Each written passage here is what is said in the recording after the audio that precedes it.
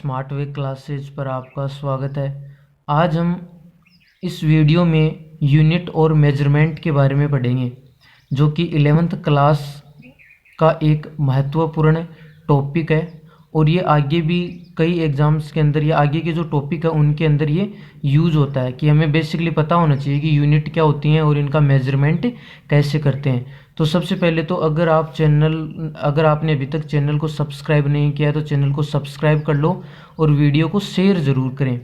तो देखो, सबसे पहले है यूनिट के बारे में हम देखें तो यूनिट क्या होता है। यूनिट से पहले हम ये देखें कि मेजरमेंट क्या है। तो measurement of any physical quantity involve comparison with a certain basic arbitrary chosen international accepted reference standard called unit. यानी सबसे पहले हम देखें मेजरमेंट। तो देखो क्या होता है, कोई भी फिजिकल क्वांटिटी है उसका हमें मेजरमेंट करना है, तो उसको मेजर करने के लिए हम किसी रेफरेंस स्टैंडर्ड जो रेफरेंस है, संदर्भ मानक, उससे उस फिजिकल क्वांटिटी का कंपैरिजन करते हैं, उसको कंपेयर करेंगे। तो जिससे हम कंपेयर कर रहे हैं उसको बोल रहे हैं यूनिट।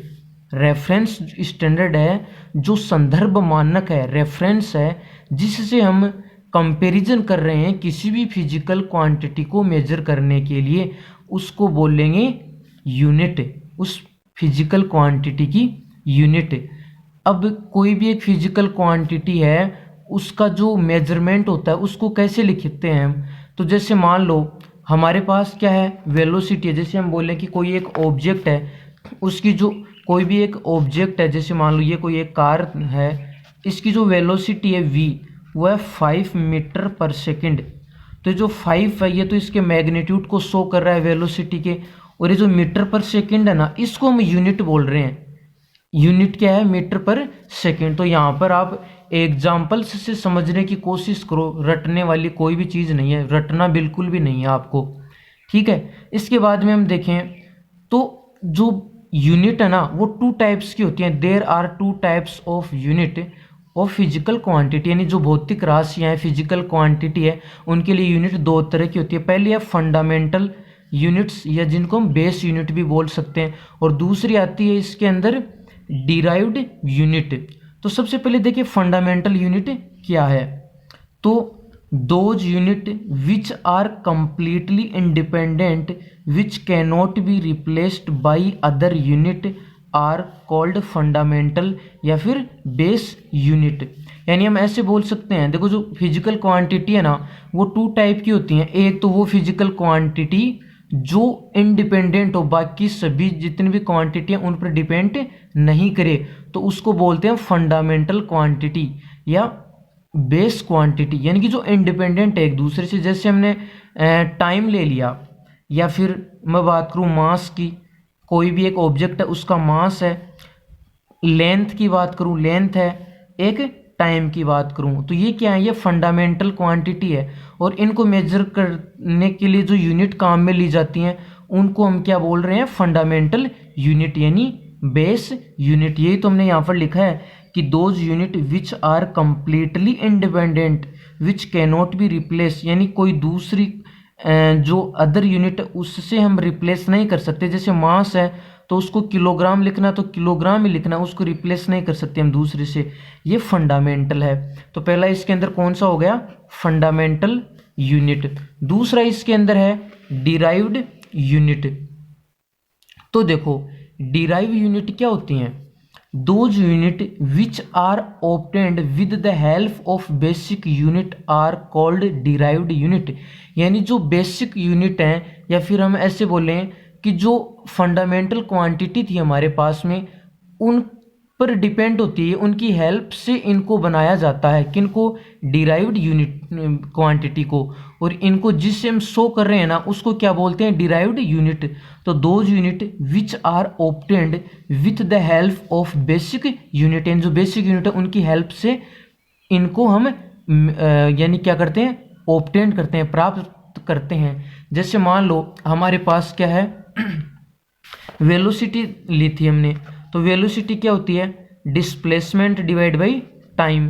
तो यहाँ पर जो ये जो वेलोसिटी है ना, ये क्या है, डिराइव्ड यूनिट है।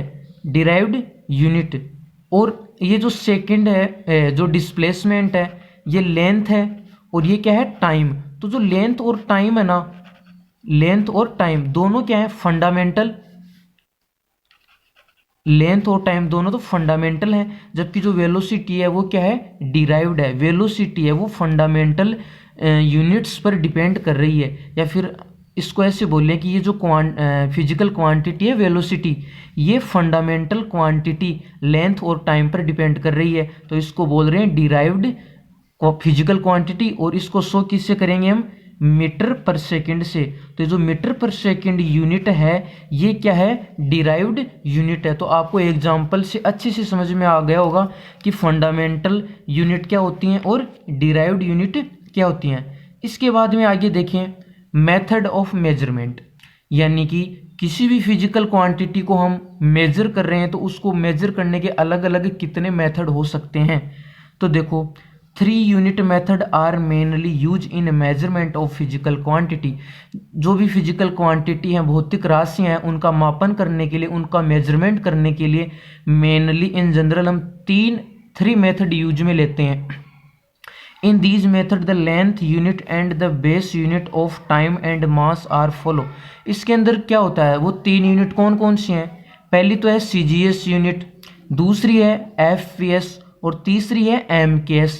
CGS, FPS और MKS तीनों के अंदर जो लेंथ, मास और जो टाइम है, उनकी जो फंडामेंटल यूनिट है उनको कैसे शो करते हैं या क्या बोलते हैं वो देखें हम। तो देखो CGS के अंदर है ना, CGS सिस्टम के अंदर क्या होता है, जो लेंथ है उसको बोलते हैं सेंटीमीटर के अंदर लेते हैं, जो मास है उसको ग्राम के अंदर, और जो टाइम है उसको सेकंड के अंदर। FPS लेंथ फुट, मास पाउंड, और जो टाइम है उसको सेकंड के अंदर लिया जाता है। MKS सिस्टम के अंदर क्या होता है, इसके अंदर जो लेंथ है उसको मीटर के अंदर मेजर करते हैं, जो मास है उसको किलोग्राम, और जो टाइम है उसको सेकंड। यानी CGS में क्या हो गया, सेंटीमीटर, ग्राम, सेकंड, ये लेंथ, ये मास और ये टाइम के लिए, फुट, पाउंड, सेकंड। MKS के अंदर मीटर, किलोग्राम और सेकंड। यानी जो फंडामेंटल यूनिट है उनको अलग अलग सिस्टम के अंदर या अलग अलग मेथड के अंदर अलग अलग लिया जाता है, जो हमने यहाँ पर देख लिया कि CGS के अंदर क्या बोलेंगे, FPS के अंदर क्या बोलेंगे और MKS के अंदर क्या बोलेंगे। अब देखो इसके अंदर क्या आता है, इसके अंदर है, अब इंटरनेशनल मेथड की बात करें। इंटरनेशनल मेथड का मतलब क्या हुआ कि हमने ये जो तीनों मेथड देखे थे कौन कौन से, एक तो था हमारा CGS, एक FPS और एक MKS। अब जो इंटरनेशनल मेथड है ना, ये इंटरनेशनल मेथड बनाया गया सभी के द्वारा कि भाई इस जितने भी इस वर्ल्ड में जितने भी लोग साइंटिस्ट हैं, लोग हैं, जिस भी यूनिट का या जो भी फिजिकल क्वांटिटी को मेजर कर रहे हैं वो एक सेम यूनिट के अंदर मेजर करें ताकि उनमें कन्फ्यूजन ना हो और वो आसानी से एक दूसरे की चीज़ें समझ सकें। तो उसके लिए एक इंटरनेशनल मेथड डिसाइड कर दिया गया, बना लिया गया एक इंटरनेशनल मेथड कि भाई इस क्वांटिटी को हम ये बोलेंगे और इसको ये बोलेंगे, पूरे वर्ल्ड में उसको उसी नाम से जानेंगे। तो उसको बोलते हैं हम SI यूनिट। तो SI यूनिट क्या होता है, this only method is a modified form of the MKS system in which the unit of 7 basic quantity are defined and the unit of the 2 complementary quantity are defined. यानी ऐसा unit के अंदर क्या किया गया, एक तो क्या इसके अंदर 7 तो बेसिक क्वांटिटी है और इसके अलावा 2 क्या है, कॉम्प्लीमेंट्री क्वांटिटी, कॉम्प्लीमेंट्री। ये जो इंटरनेशनल मेथड है इसके अंदर 7 तो बेसिक क्वांटिटी हैं और 2 क्या है, कॉम्प्लीमेंट्री क्वांटिटी। 7 बेसिक क्वांटिटी कौन कौन सी है, SI base unit and quantity. यानी जो SI सिस्टम है, इंटरनेशनल सिस्टम है, उसके अंदर 7 तो बेसिक क्वांटिटी डिफाइन की गई हैं और 2 क्या है, पूरक क्वांटिटी या पूरक यूनिट। 7 तो कौन सी यूनिट है, बेसिक, और 2 कौन सी हैं, कॉम्प्लीमेंट्री। तो इसमें सबसे पहले देखें बेसिक यूनिट। बेसिक यूनिट के अंदर फर्स्ट नंबर पर है लेंथ। तो देखो बेसिक क्वांटिटी क्या है, लेंथ।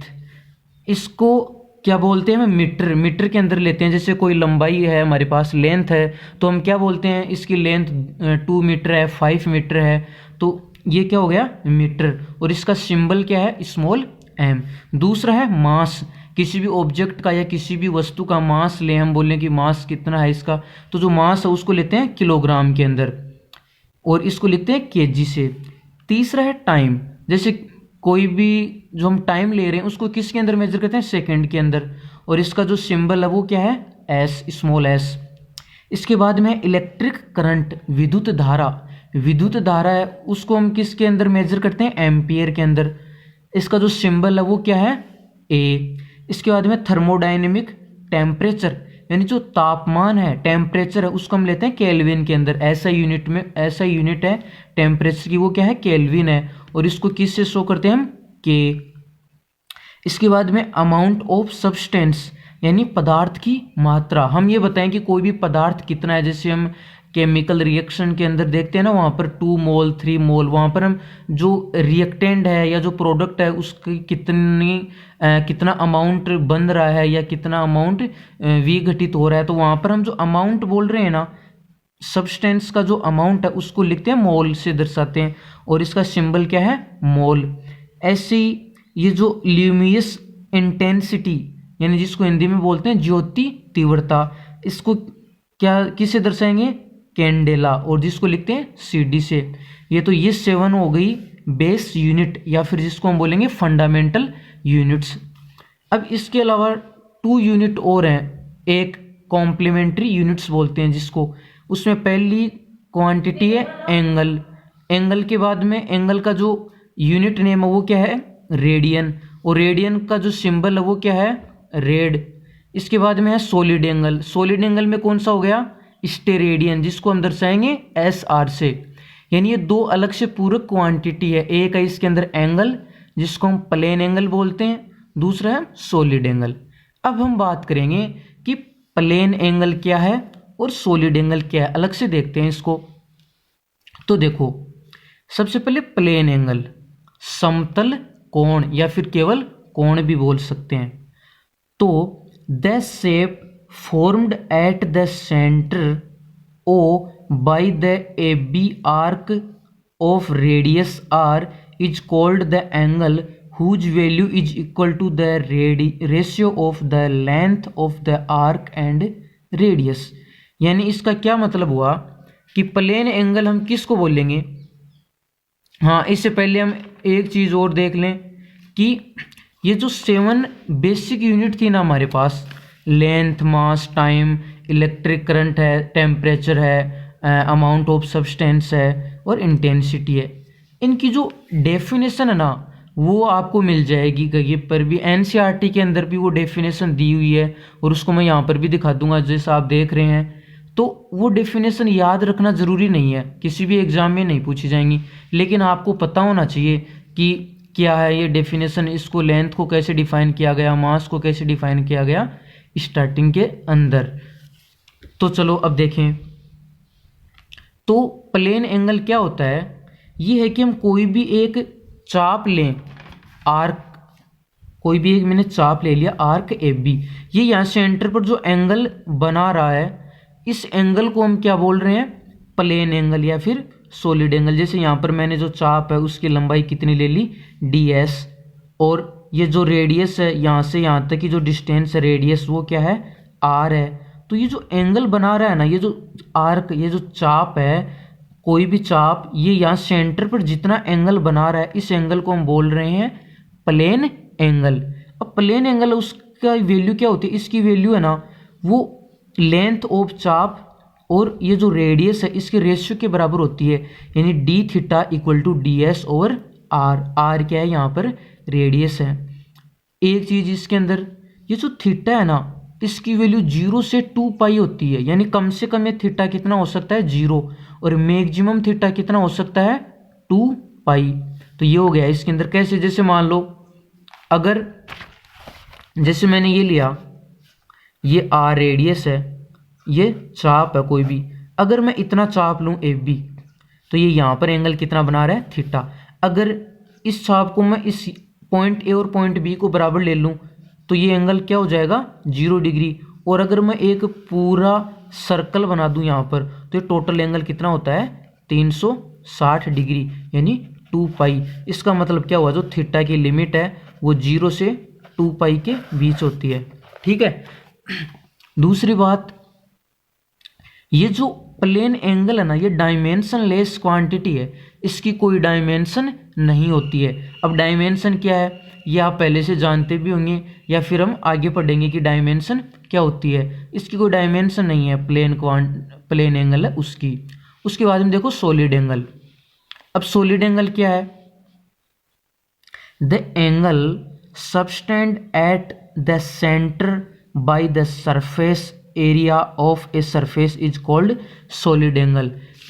इसका मतलब ये हुआ कि which value is equal to the ratio of surface area and square of radius. तो देखो कोई भी मैंने क्या लिया, एक सरफेस एरिया ले लिया, ठीक है, ये एक मैंने सरफेस एरिया ले लिया जिसको मैं बोल रहा हूं ds। इस सरफेस एरिया के द्वारा यहां सेंटर पर जो जितना एंगल बनाता है ना, ये यहां पर ऐसे, इस एंगल को हम क्या बोल रहे हैं, सॉलिड एंगल। घन कोण हिंदी के अंदर बोले तो सॉलिड एंगल, जिसको डी ओमेगा से दर्शाएंगे हम, ओमेगा। और ये जो लेंथ है इसको आर बोलते हैं। ठीक है। तो ये यहां पर जैसे मैंने लिया कि जो सरफेस है, इस सरफेस के एरिया द्वारा या किसी भी सरफेस द्वारा इस सेंटर पर जो एंगल बनाया जाता है उसको हम बोलते हैं घन कोण या फिर सॉलिड एंगल। ठीक है। ये रेडियस आर है। अब ये भी क्या है, डायमेंशन लेस क्वांटिटी है, इसकी कोई डायमेंशन नहीं होती। इसके अलावा जो सॉलिड एंगल है उसको लिखते हैं d A divide by r square. यानी ये जो हमने पृष्ठीय क्षेत्रफल लिया है, ये जो एरिया लिया है, ये और ये जो रेडियस है इसके स्क्वायर, इसके रेशियो के इक्वल होता है डी ओमेगा। अब इसमें ये जो आर है ना, ये यहाँ से लेकर यहाँ तक की डिस्टेंस है।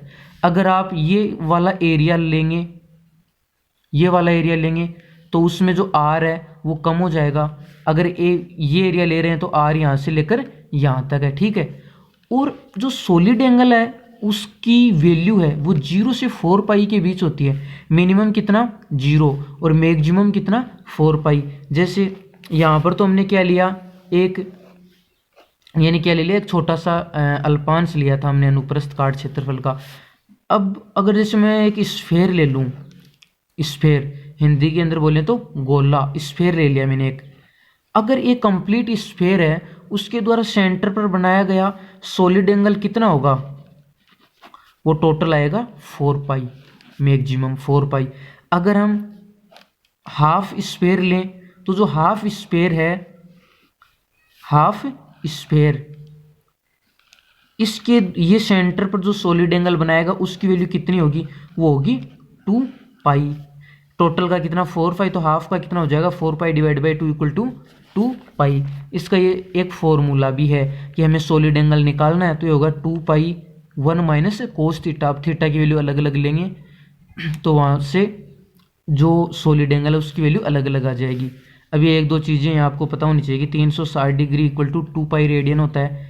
1 डिग्री ये क्या है, 1 डिग्री, 1 डिग्री में 60 मिनट होती हैं और 1 मिनट के अंदर 60 सेकंड, यानी 1 मिनट के अंदर 60 सेकंड और 1 सेकंड के अंदर 1 मिनट के अंदर 1 डिग्री, हाँ सॉरी, 1 डिग्री के अंदर 60 मिनट और 1 मिनट के अंदर 60 सेकंड। ये जब भी आप डिग्री और मिनट या सेकंड इनको आपस में अगर चेंज करना हो तो वहाँ पर ये चीज़ आपको काम में आएगी। इसके बाद में देखो हम कुछ जो SI प्रीफिक्स है वो देख लेते हैं।